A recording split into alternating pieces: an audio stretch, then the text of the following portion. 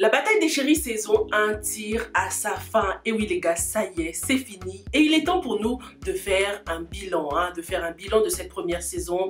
Qu'est-ce que la série nous a apporté? Qu'est-ce qu'il y a eu de bien ou de moins bien dans cette saison? Qui a été la chérie la plus féroce? Et on parlera aussi de la polémique autour du maquillage de certaines actrices dans la série. Stay tuned.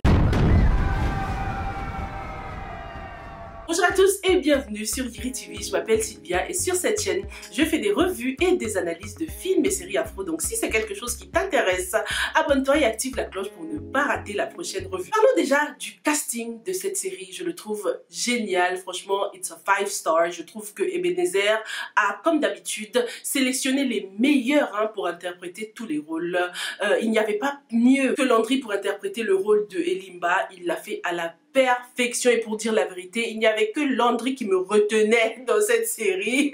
Il a été parfait dans ce rôle, cet acteur était vraiment le personnage qu'il fallait. Au niveau physique, la carrure, mais aussi au niveau de la tranche d'âge, il était parfait pour interpréter ce rôle. Parce que c'était pas choquant en fait de le voir faire le gigolo avec des femmes de tranches d'âge différentes. Ça passait en fait, ça passait parce qu'il a beaucoup de maturité déjà. Franchement, si c'était un autre personnage qui avait interprété ce rôle, limite ça m'aurait gêné les gars. Dites-moi ce que vous en pensez. Déjà, est-ce que vous connaissiez Landry Nyamba avant cette série? Je pense que oui quand même. Il fait partie des grosses têtes du cinéma africain. Dites-moi ce que vous avez pensé de son rôle dans cette série. Le personnage qui m'a le plus gêné, que j'ai trouvé pas du tout réaliste par contre, c'est Johnson, le fils de Landry. Alors cet acteur, je le découvre dans cette série, je ne l'avais encore jamais vu, donc je ne connais pas son âge ni rien du tout. Je vais sûrement faire des recherches en faisant le montage de cette vidéo justement, mais je trouve que il n'était pas crédible du tout au niveau de la tranche d'âge. Je trouve qu'il faisait un peu trop âgé pour être l'enfant des Mba, mais ce qui rattrapait un peu le coup, c'était son jeu d'acteur. Il était excellent. Les deux enfants étaient vraiment excellents dans leur rôle. Franchement, rien à dire au niveau des acteurs, à part la femme de Ekoto. Par contre, elle me gênait, ça faisait un peu trop réciter lorsqu'elle parlait. Dites-moi si vous avez eu la même impression que moi. J'ai également adoré, son nom m'échappe, mais le personnage qui dit toujours Kouniafé, le député là. Ah mince, comment j'ai pu oublier son nom? C'est mon préféré, oh my goodness, ça m'échappe là.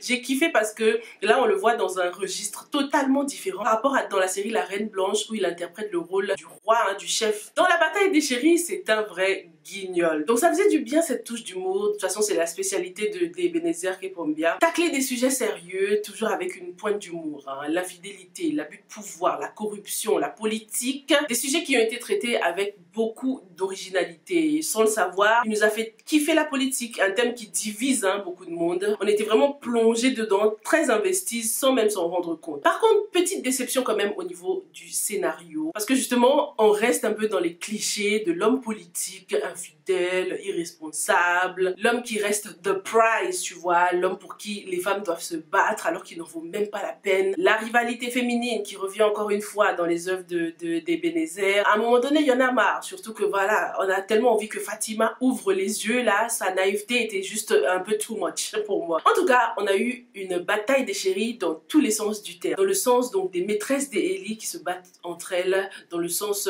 du couple qui se bat dans le mariage, qui sont à l'opposé, que ce soit Fatima et Eli ou encore Ekoto et sa femme. Et on dirait bien que dans la saison 2 ou bien dans la suite, parce qu'on est d'accord que cette première saison se termine un peu chelouement, on dirait même pas une fin de saison, mais dans la suite des choses, on aura droit à une bataille des chéris au masculin avec les deux prétendants de Maimouna. Ça va chauffer. Parlons maintenant un peu du maquillage. Ça a fait le buzz, tout le monde en a parlé. Beaucoup ont trouvé que les maquilleurs étaient nuls, le maquillage était très nul. Surtout dites-moi dans les commentaires si le maquillage vous a vraiment dérangé, choqué dans cette série.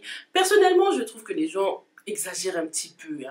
On a toujours quelque chose à dire. Si c'est pas le maquillage, on va critiquer les perruques, il y a toujours quelque chose. Je faisais même pas tant attention que ça au maquillage avant de réaliser que tout le monde en parlait quoi. Certes, j'avais remarqué que le maquillage sur le personnage de Fatima, elle a vieillissé un peu, mais c'est justement pour lui donner cet air un peu plus âgé, non? En tout cas, c'est ce que je pensais, moi.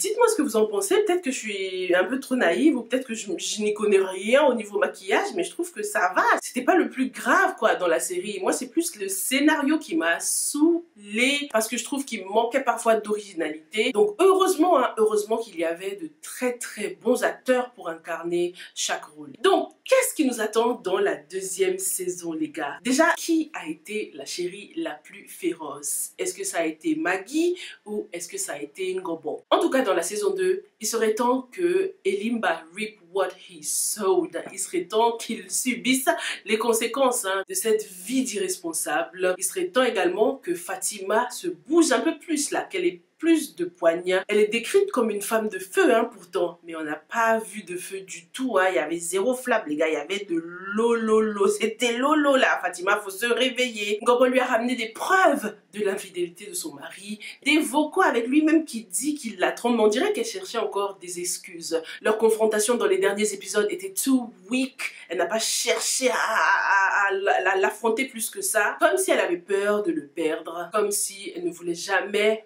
regarder la vérité en face.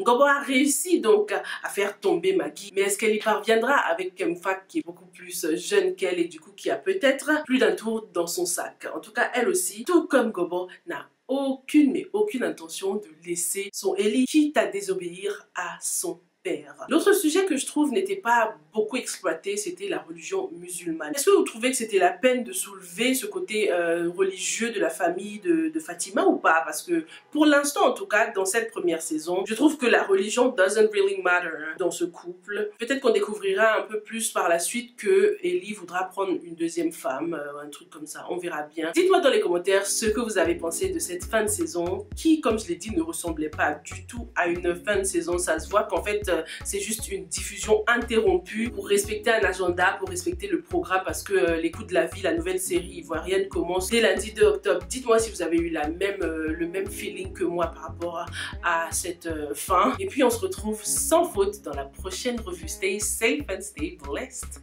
Bye!